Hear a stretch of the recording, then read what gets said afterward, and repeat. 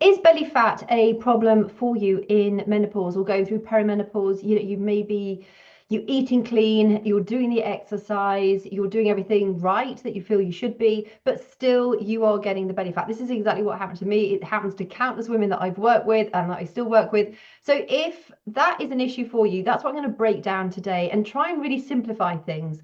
There are so many videos out there that are like super complicated. It's actually not that complicated to understand, but once you understand why it's happening, it can then give you, control over what you want to change or maybe adjust slightly in order to reduce the belly fat or indeed get rid of it fully. It is not something that you have to live with for the rest of your life.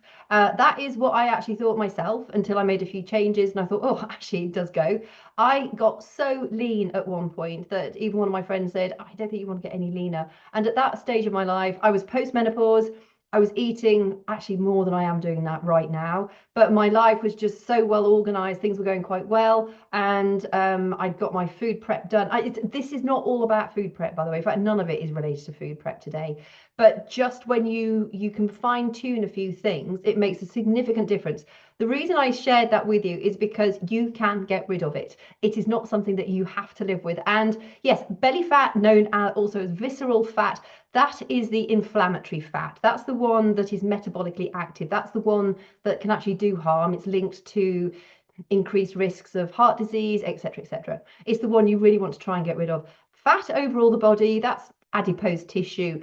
Again, when you're eating and doing the right sort of things, you'll find that fat all over will reduce, but belly fat in particular is going to respond ever so well to what I'm going to share with you today. So if you're new to my channel, welcome. My name's Kate. I share a weekly video with you every Monday around something related to menopause. If you're liking what you're hearing so far and you've not done so already, give it a thumbs up. I've had such a stressful week. We've had family disasters, serious accidents, surgery, mini strokes, the whole caboodle, lots of traveling, and my brain is absolutely frazzled. And belly fat, I feel really bloated at the moment, and I will help you understand why I'm getting it right now, because it's not something that's usual. And like I say, you can actually get rid of it fully. So firstly, the hormonal shift. Talk about estrogen in particular. Estrogen tends to, prior to our perimenopause, keep our main fat around our hips and our bottoms. That's why women are lovely and curvy.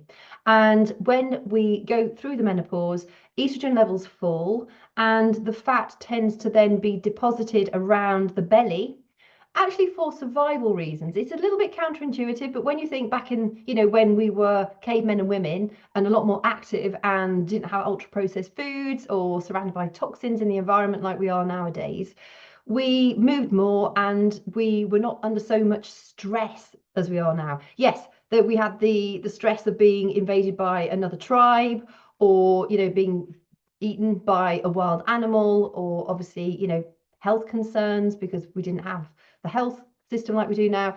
But their stress was much more managed and they responded to their stressors much more effectively. They were more active.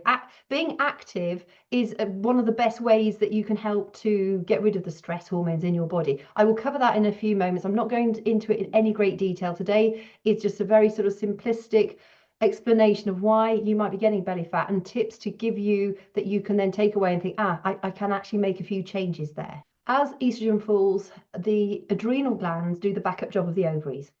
So adrenal glands pump out our stress hormones, one of which is cortisol. In today's life, we are really busy. We have multiple roles. And like I said, it's not just the stress of an angry boss or walking down a dark alley at night. It's the stress of the food that we're consuming, the toxins in our environment that we're being surrounded with, the microplastics that we're all full of, the political uncertainty, social media that we tend to get addicted to scrolling at, and then you just, does anybody ever feel any better for watching or scrolling through social media? It's just doom scrolling, and I think it's so aptly named. Since I've not had to run my business on social media recently, I've actually really enjoyed not being on it at all. So do be mindful of all the things. Toxic people, keyboard warriors, people are so rude and disrespectful and just downright horrid these days. Not everyone, but there are a lot of people out there who are actually really vile. And when you are, particularly if you're a sensitive person, even if you're not a sensitive person, just to come up against this continuous barrage of just unpleasantness and complete lack of sense of moral justice, it eats away at you. So there's a lot going on in our environments, whether we're ingesting it ourselves or whether we're consuming it as what we're watching and listening to. That all has a negative impact on your stress hormones. Top that with the fact that you're likely having disrupted sleep because of the blood sugars, which I'll go into in a moment, and the fact that you're going through maybe an identity shift, the dynamics of your relationship might be changing. Life's got really complicated. And when you are going through the menopause, so many things change. And that is a natural transition. It is totally natural. It's like childbirth. It's been so medicalized. And yes, I appreciate there are certain times when the medical world makes a massive difference. Our family has, thank goodness for the NHS.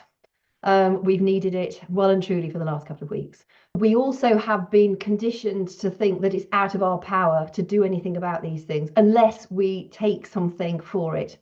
In large part, you don't need to take anything and make a significant improvement in belly fat and also how you might be feeling right now. Just quickly going back to the adrenal glands, they pump out our stress hormones. So as estrogen falls, stress hormones get pumped out, but they're tired because of all these other stressors that we're surrounded with. So they don't do the backup job of the ovaries quite as effectively as they may once have done. And also cortisol rises more easily, which means that we have more of a propensity to put on belly fat. Because if you see a woman, she's got stick legs, and then all of a sudden she's round and big around here, you know, the top half is completely out of proportion with the bottom half. That is generally what is known as a cortisol belly.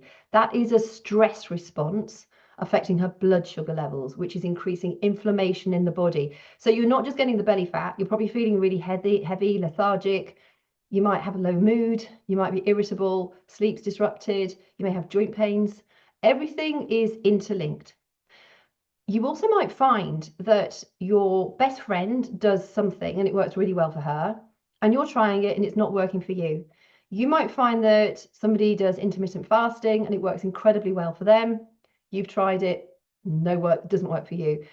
Some women will have benefits still from intermittent fasting. I used to love it prior to me going through the menopause. Once I started my perimenopausal years, and certainly into postmenopause, it was no longer as effective, because what can happen is that your individual body needs food more regularly. So by starving it, by fasting, you can actually raise your cortisol levels, which of course is then going to contribute to belly fat. So there are so many people out there that just sit on one fence. You know, if you don't sit on that fence, then you're wrong. We have to get out of this all or nothing attitude and expecting people to. There are so many shades of grey. And your shade of grey might be slightly different to somebody else's shade of grey. Somebody else might be black, somebody else might be white. It doesn't matter. What works for one may work for another, but it might not. So it really is about looking at yourself as the unique individual miracle that you are. But more importantly, thinking, okay, right, I'm going to actually track for a couple of weeks what I eat, what I drink, how I slept, my toilet habits. And it will show you a pattern of and your measurements, what is helping you and what is not helping you. You know, if you eat, maybe say at 7:30 one night and it's a big bowl of spaghetti bolognese, for instance, and maybe that night you go to bed and you don't sleep very well. You know, if you wake up in the next morning and you think, okay, what's my measurement around my belly? Note that you didn't sleep very well. Note the time that you ate, obviously what you did eat. Did you drink anything afterwards? Did you have a snack afterwards? All of these things will help you build a picture. It's just data. There is no, oh, you shouldn't have done that, or well done you ate all this and it's really healthy, and still you found yourself bloated in the morning. Could also be gas while your body's getting used to eating more vegetables, things like that, if you are eating a lot of ultra processed, non-healthy foods. So when you start to track what you're doing, it just gives you feedback. And if you can track for a couple of weeks, you will learn so much about what works for you and what doesn't work for you. And you might think, oh, I haven't got time to do this. Well, then you're just going to stay stuck in this mire of not feeling great. And you don't need to. I promise you, when you get on top of, you know, a few healthy-ish or a few changes to what you might be doing already, and you understand the impact that the choices that you make have on you, all of a sudden you're going to you'll feel lighter, you'll feel more energized, you'll feel happier. you'll just feel like you're functioning like you should do, rather than feeling like every day is wading through invisible treacle.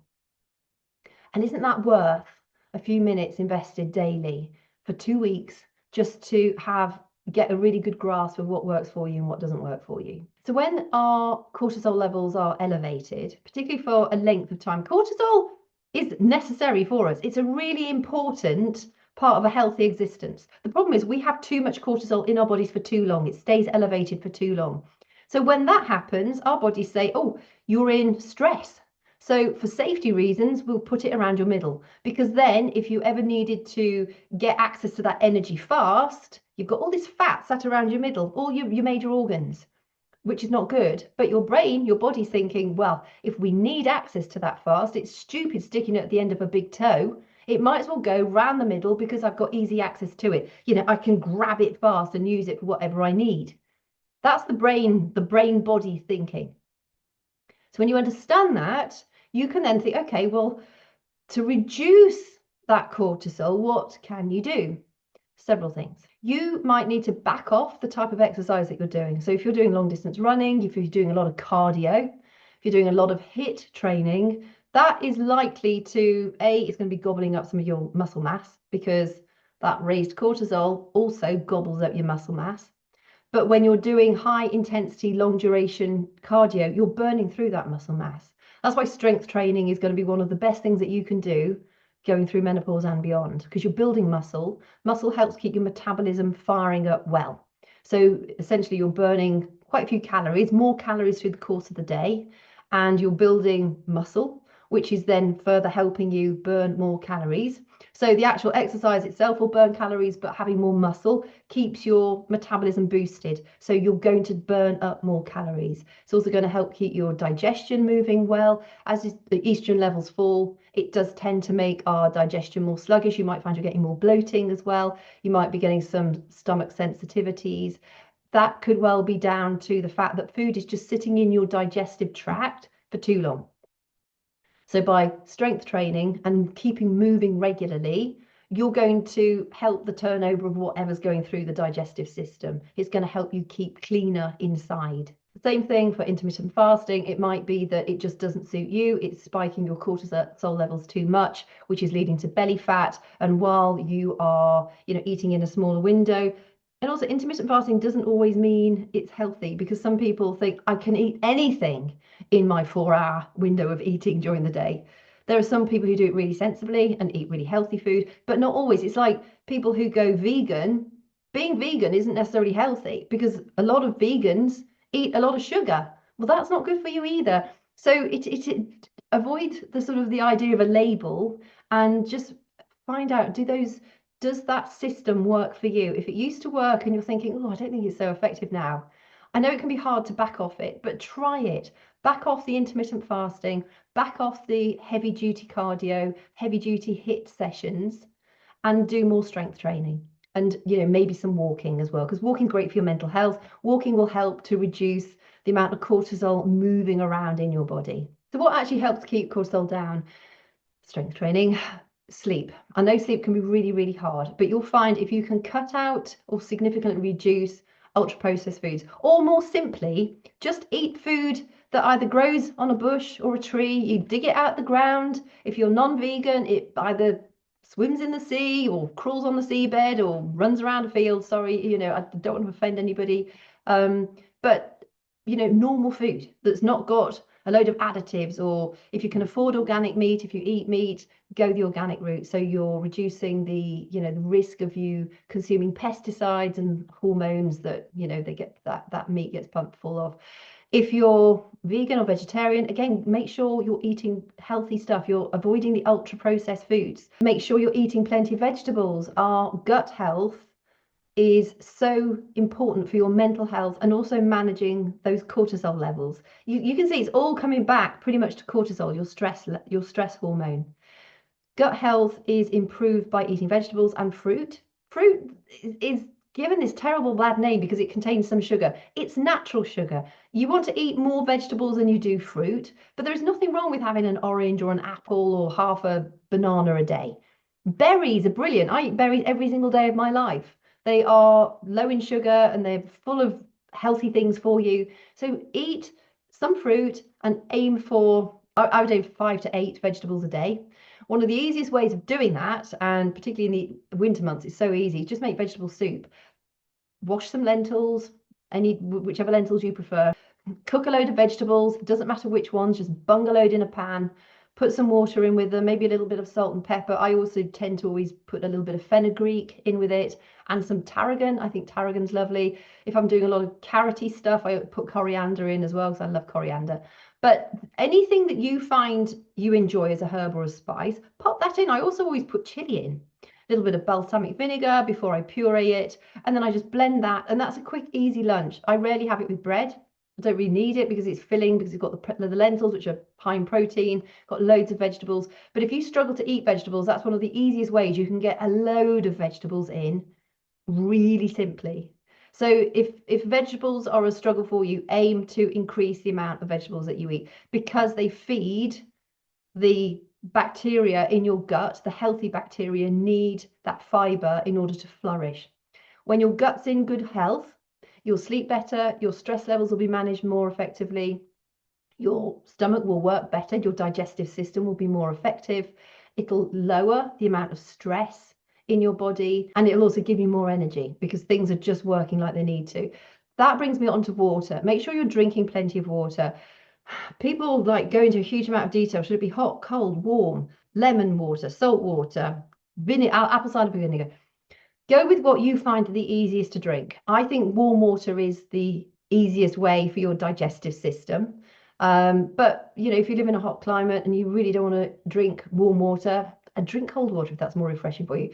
The most important thing is that you try and drink more water than you probably are doing. Most people struggle to drink enough. Ideally, it's your weight measured in pounds divided by 2, and that's the amount of fluid ounces of water you should aim for. So say you weigh 140 pounds, you want to aim to drink about 70 fluid ounces of water daily, and make sure you distribute it throughout the course of the day. Try not to chug all that in one go. But you will find that by making sure you're staying well hydrated, that also reduces the stress response. When you're thirsty, your body goes into stress. And if you're feeling thirsty, you're already dehydrated. So your body is already releasing some stress hormones. Be really careful with that. So aim to preempt the thirst and just keep drinking regularly throughout the course of the day. Prioritize sleep. And I know that can be really hard, particularly when your stress levels are elevated. As we go through the course of the day, generally, you have your cortisol in the morning. It's designed to get you up and out of bed and get you active. We don't want to be lying around our cave while the campfire burns out and the wild animal comes and gobbles us up.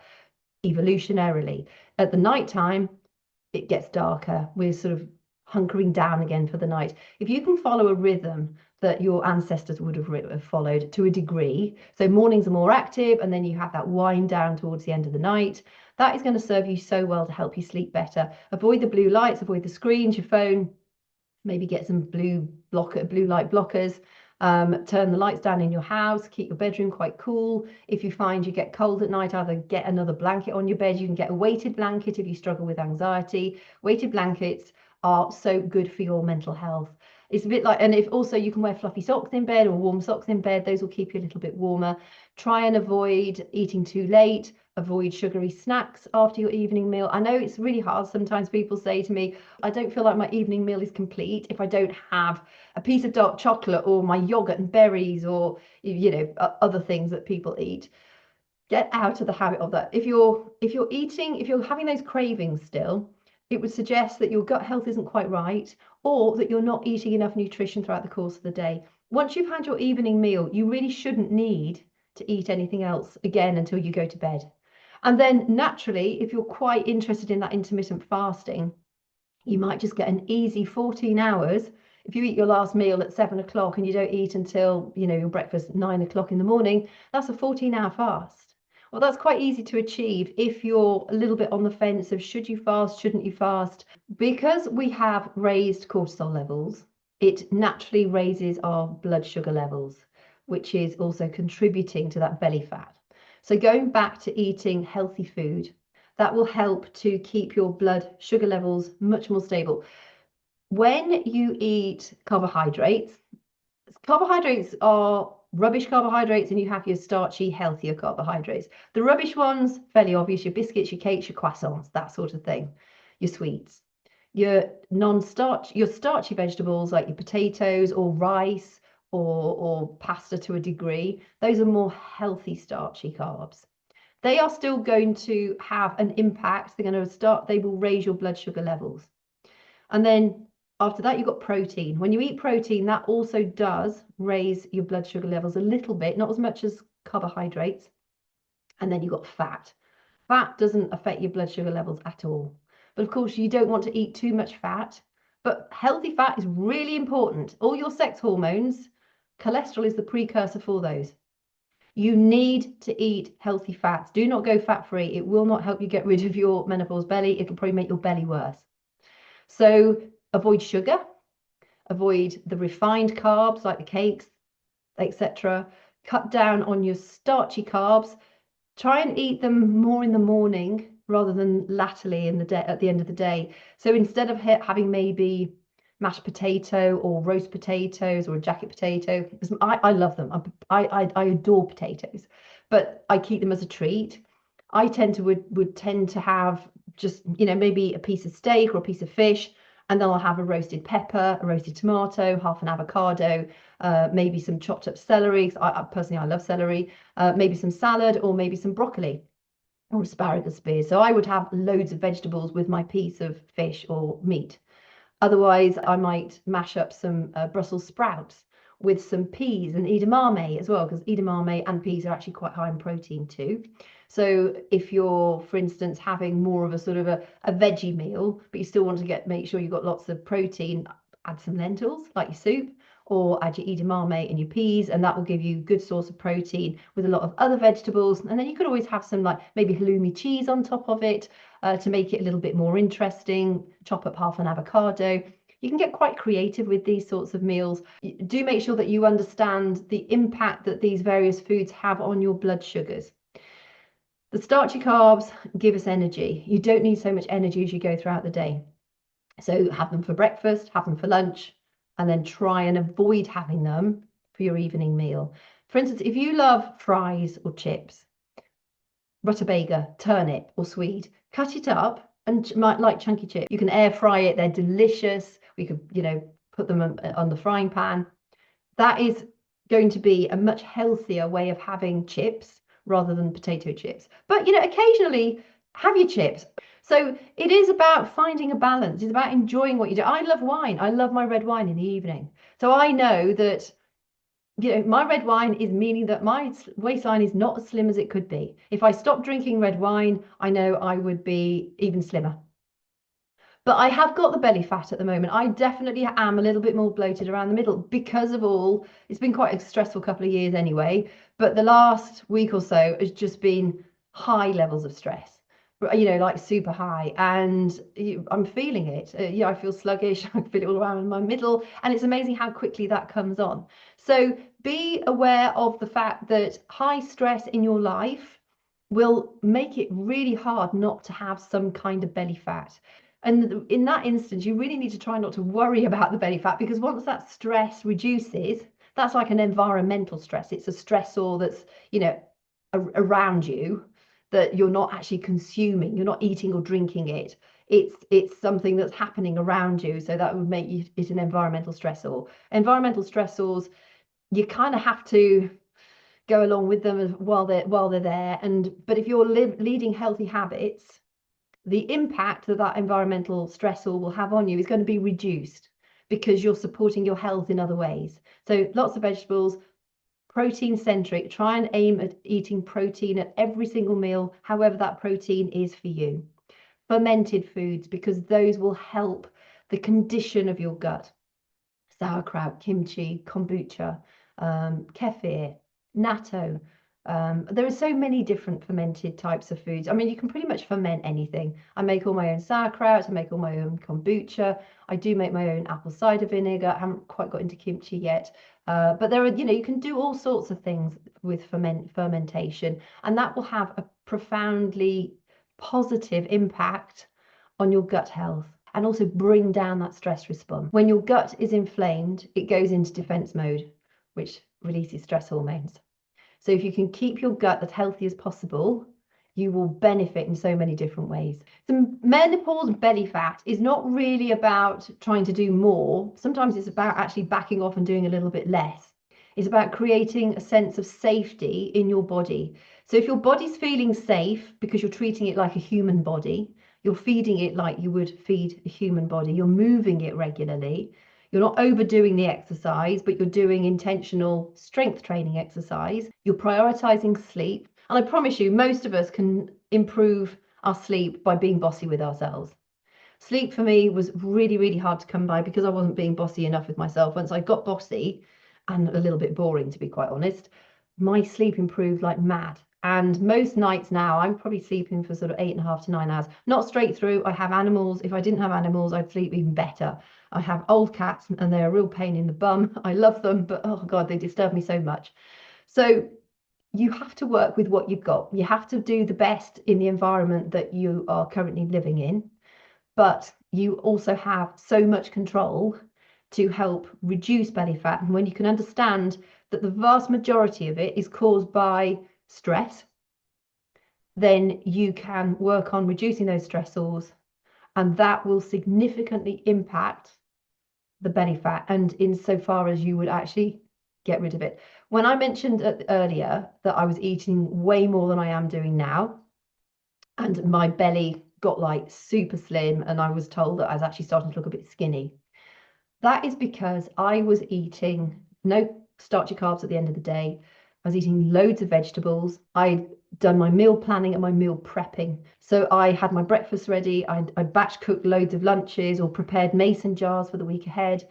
I knew what I was cooking in the evening, so I prepared that if I could in the morning. So it was a dead easy thing to do at night. Or if I was too busy, I'd have meals in my deep freeze all ready to go. And I didn't drink alcohol then either. I was teetotal at that time.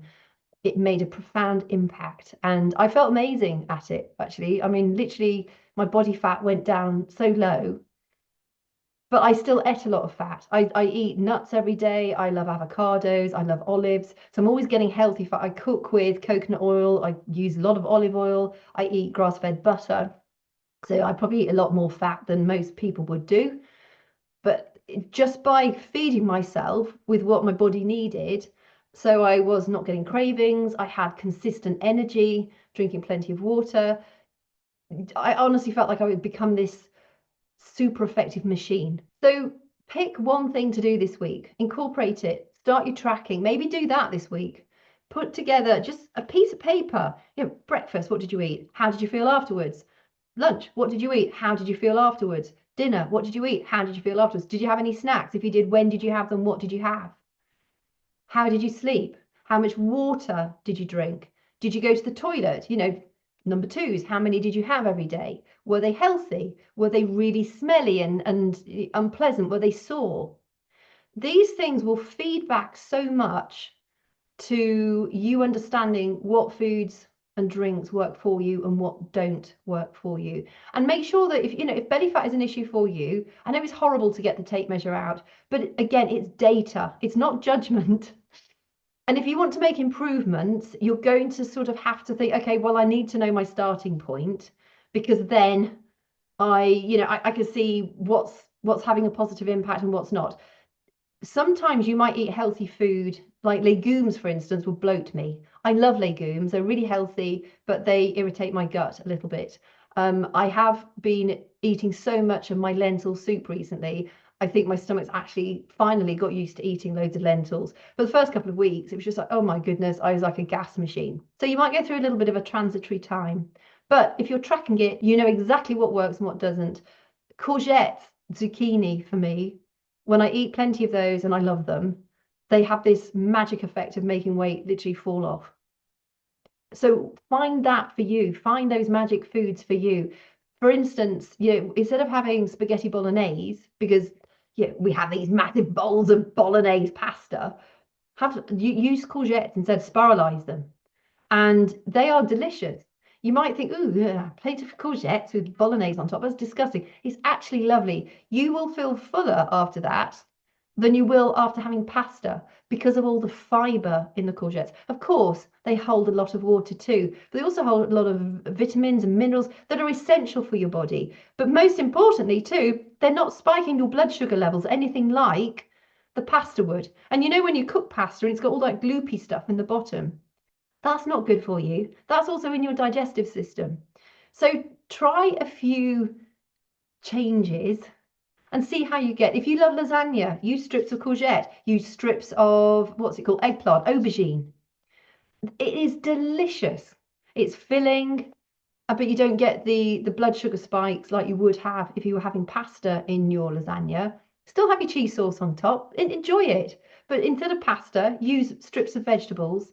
You will find it's absolutely gorgeous. And in your bolognese, stick some, spinach leaves in it, stick some pepper in it, pop some onion and garlic in it, maybe some shredded carrot. So you're naturally adding more vegetable bulk to the bolognese, but it doesn't really affect the flavour of the bolognese, but it's another way of getting more vegetables in. So just a couple of easy things for you to try as different tweaks. I hope this has been helpful. If you've got any comments, I'd love to hear them below. Does intermittent fasting work for you? Doesn't it work for you? Have you made any changes that you've thought, oh my gosh, that was like the secret thing that I needed to do to finally get rid of the belly fat? Because we are all different. And by sharing your experience, if you don't mind, it will help other people understand, oh, well, that might work for them too.